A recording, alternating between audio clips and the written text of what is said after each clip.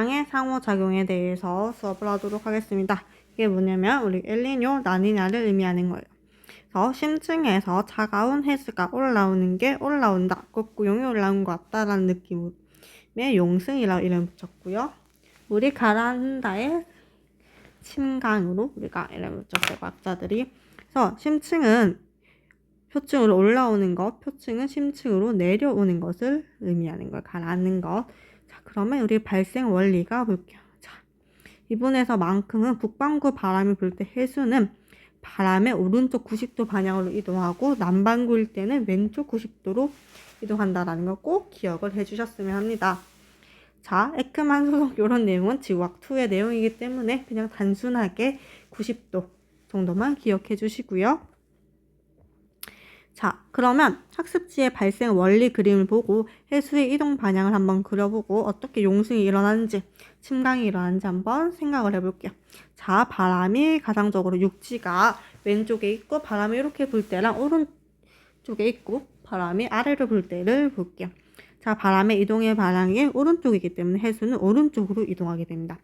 오른쪽으로 이동하게 되면 자, 여러분들 반대로 이쪽 부분에 우리 해수가 비게 되겠죠. 해수가 비게 되기 때문에 이 부분을 채워주기 위해서 용승을 하게 됩니다. 이렇게 용승을 하게 되겠죠.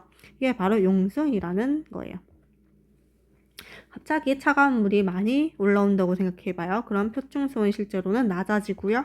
또 주변 기온도 당연히 낮아지겠죠. 그래서 이 낮아지면서 나타나는 게 안개예요. 여기에 대해서 이해가 안 가면 뒤에 한번 그림을 통해서 보도록 할게요.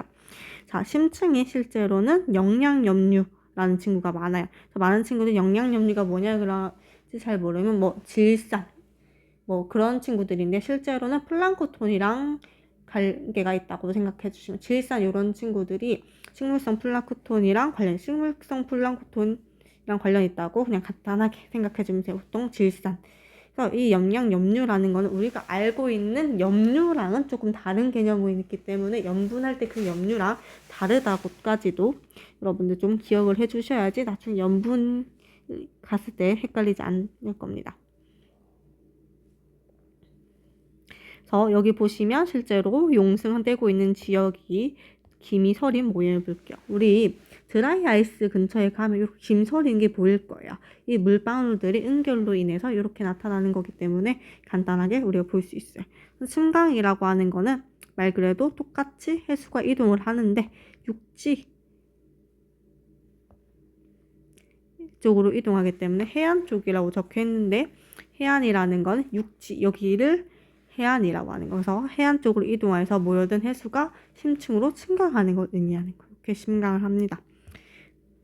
그리고 용승의 예시는 실제로 무역풍이 북동무역풍, 남동무역풍이 불고 있는데 남반구와 북반구는 반대쪽이기 때문에 해수가 이렇게 이동할 거예요. 자, 해수가 물이 이동하면 이 중간 부근은 비게 돼서 올라오겠죠. 근데 이 적도 부근에서 나타난 용승이라고 해서 적도 용승이라고 합니다. 그래서 주 용승의 예시는 태풍에 의해서 태풍은 항상 저기압이라고 기억해 주시고요. 저기압은 반시계 방향이에요. 그래서 이 반시계 방향 바람의 오른쪽 90도로 하면 발산하게 됩니다.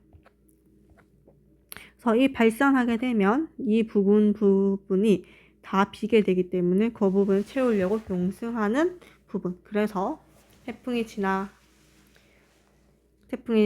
때 용승이 일어난다. 자, 대기와 해수 간의 상호작용을 할 때 우리 엘니뇨, 라니냐고요. 그래서 엘니뇨라는 건 소년이라는 뜻이고요. 라니냐는 소녀라는 뜻을 가지고 있습니다. 이제 엘니뇨와 지구온난화가 뭐 엘니뇨가 활발하게 일어나면 지구온난화 활발하게 일어난다. 이거는 연구 결과에 따르면 그건 되게 의견이 나누기 때문에 아니다라고 기억해 주시면 되고요. 실제로는 우리 적도 부근의 태평양에서 발생해. 그럼 적도 부근의 태평양 어디냐? 자, 서쪽은 서태평양, 동쪽은 동태평양이라는 이름을 부르고 인도네시아와 페루라고 우리가 알아두셔야 됩니다. 평상시에는 어떤 작용이 일어나냐? 서태평양인지 동태평양인지에 따라서 달라집니다. 그래서 여기 따뜻하고요. 실제로 표층에서는요. 그리고 밑에는 차가워요. 그리고 무역풍이 실제로 바람이 불고 있어요. 어디서 어디로? 무역풍은 동풍이기 때문에 이렇게 불고 있겠죠. 자, 그래서 무역풍해에서 해수가 서쪽으로 운반될 거야. 그럼 서쪽이 상대적으로 따뜻하고 동쪽은 상대적으로 차가워요. 그리고 이 동쪽에서는 해수가 비게 되기 때문에 동쪽에선 용승이 일어날 거예요. 그래서 하나하나씩 생각을 해볼게요. 따뜻한 표층 해수가 이동하기 때문에 이 해수 자체는 두꺼워지고요. 해수면도 마찬가지로 많은 물들이 여기로 이동하기 때문에 당연히 높겠죠. 그리고 수온도 당연히 따뜻한 물이 많이 들어와서 높고요. 그리고 여기에서는 물들이 따뜻해지니까 물들이 공기 덩어리가 올라가기 때문에 상승 기류가 만들어질 거고요. 지금 자연스럽게 나와야 되는데 이거 펜을 쓰면 항상 이렇게 됩니다. 상승 기류. 상승 기류 하면 선생님이 항상 저기 앞 기억해 주시라고 했잖아요.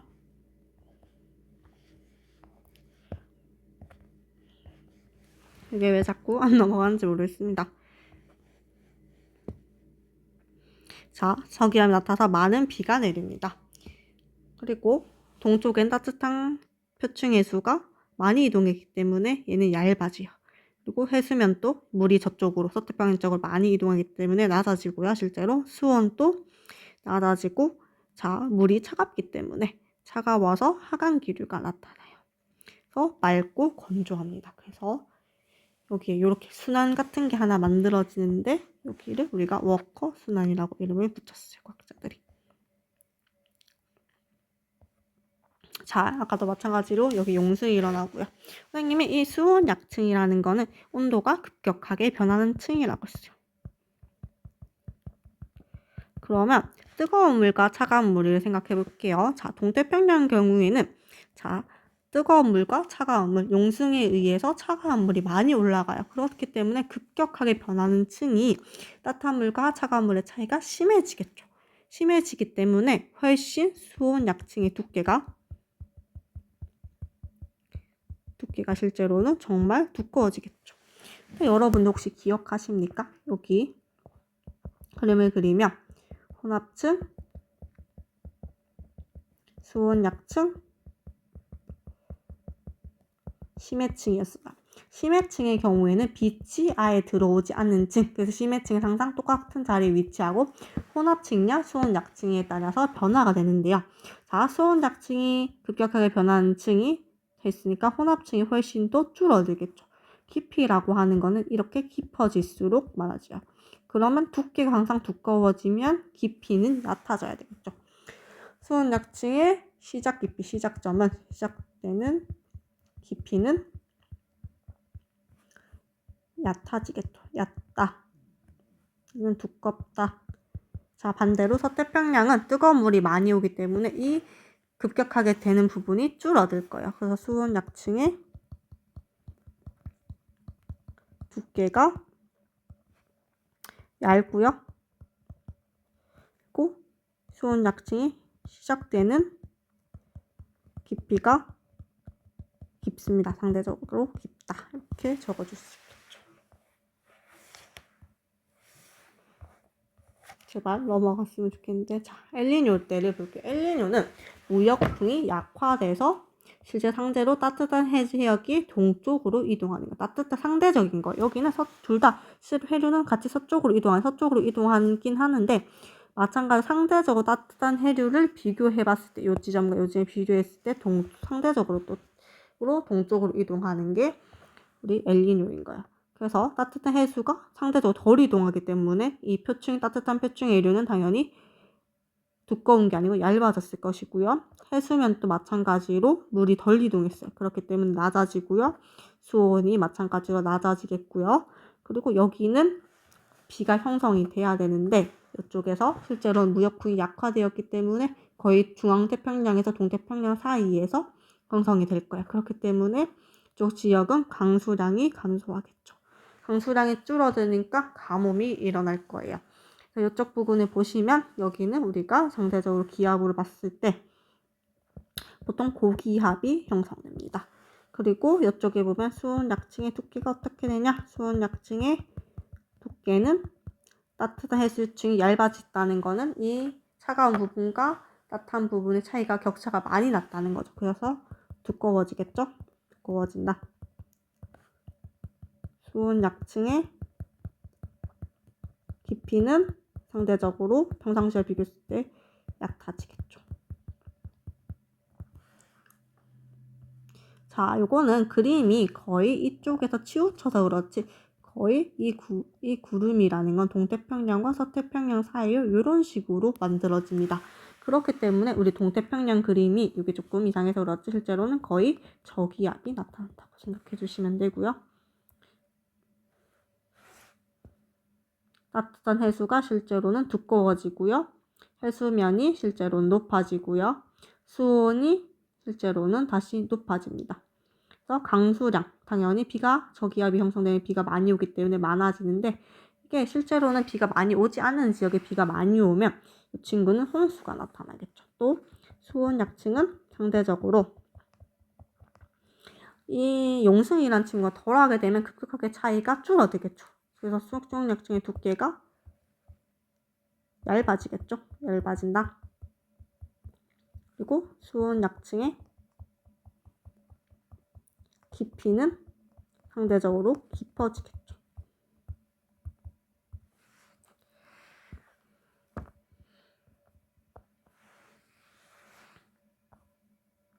그래서 이 엘니뇨의 정의는 적도 부근에서 동태평양 해양의 수온이 평년보다 높아지는 현상이에요. 그래서 이런 현상은 무역풍이 약화되면서 물 이동이 적게 되기 때문에 용승도 약화되겠죠. 자, 이제 라니냐 같은 경우에는 수온이 평년보다 낮아지는 현상이므로 무역풍이 강화돼요. 물이 많이 이동했다는 거. 많이 이동하면 더 따뜻한 해수가 서쪽으로 치우치겠고요. 그만큼의 해수가 여기는 두꺼워지고 해수면도 훨씬 더 높아지고 수온도 훨씬 더 높아지고 이 상승 기류에 의해서 강수량도 많은 비가 내렸다는 거예요. 훨씬 더 많은 비, 원래 비가 많이 들어서 대책이 됐으나 그것보다 훨씬 더 많이가 오면 여기 지역이 홍수가 나타나겠죠. 여기는 따뜻한 표층 해수가 얇아지고요. 실제로는 해수면도 낮아지겠죠. 물이 너무 많이 이동하니까 수온도 낮아지고요. 강수량도 감소해요. 너무 강수량이 비가 어느 정도 와야 되는데 비가 너무 적게 왔기 때문에 감이 오겠고요. 그리고 여기는 용승이 강화되겠죠. 그럼 수온 약층은 어떻게 되는가? 수온 약층이 두꺼워졌다는 거는 이 온난한 혼합층이 너무 많아졌다는 거야. 그러면 그만큼의 두께는 얇아지겠죠. 그렇기 때문에 수온 약층의 깊이는 깊어집니다. 그리고 여기는 수온 약층이 두꺼워지겠죠. 그리고 수온 약층의 시작 깊이는 얕아진다. 이렇게 나올 겁니다. 그래도 글씨를 잘 쓰고 싶은데 태블릿 PC가 생각보다 글씨가 예쁘게 안 써지네요. 자, 엘니뇨와 라니냐 이런 기압 변동을 바로 우리가 남방진동이다. 남방진동에 대해서는 여러분들 몰라도 되고요. 자, 우리 기출 자료를 어떻게 잘 해석할 수 있는가? 자, 잘 해석하려 그러면 편차라는 건 관측값 빼기 평량값을 의미하고요. 플러스면 당연히 관측값이 더 크겠고요. 평균보다 높겠죠. 마이너스 값을 가지면 평균량값이 낮기 때문에 얘는 낮게 되겠죠. 자, 이걸 해석하기 위해서는 동태평양이 어딘지 서태평양이 어딘지 아셔야 될 거예요. 그래서 얘를 보시면 여기 밑에를 보고 그래서 우리 많은 학생들이 E는 동태평양, W는 서태평양이라고 많이 해석을 하시는데 실제로는 E는 서태평양, W는 동태평양이야. 그래서 여러분들 표정에 수업 시간에 이런 표정을 가졌었죠. 자, 이 경도는 EW는 영국 기준으로 하고 있어요. 자, 영국 기준으로 하고 있기 때문에 EW는 그래서 영국 기준이 아니기 때문에 우리는 단순하게 실제로는 서태평양이 표시만 E, 실제로는 동태평양 표시만 W예요. 그래가지고 이렇게 될 거예요.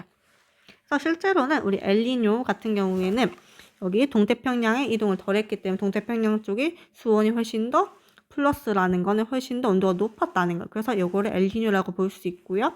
라니냐는 여기에 마이너스 값을 가져. 그럼 더 차가워졌어. 많이 이동했다는 거예요.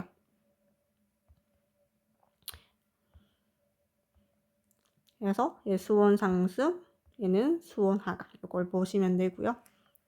자, 그래서 이 분포 편층을 표층 분포를 이렇게 위아래로 보고 있다. 현직 표층은 이렇게 보고 있다는 거는 중에 지구과학 가서 하시면 되고 우리 몰라도 풀 수 있는 방법을 알려주도록 할게요. 자, 여기 마찬가지로 따뜻한 물이 어디로 이동했는지 볼 수 있겠죠, 여러분들?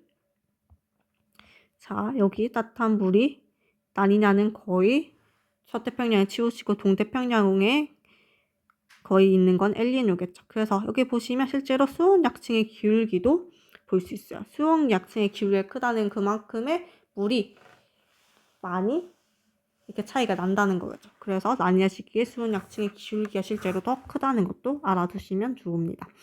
해수면 높이 편차는 얘가 플러스냐 마이너스냐를 봐요. 얘가 플러스라는 건 그만큼 덜 이동했다는 거고요. 얘가 마이너스면 더 이동했다는 걸로 보이겠죠. 동태평양에. 요걸 보시고 여러분들 동태평양의 높이 편차를 보시고 엘니뇨인지 라니냐인지 구별을 할 수 있을 거예요. 그래서 여기까지 우리 수업을 마치도록 하겠습니다.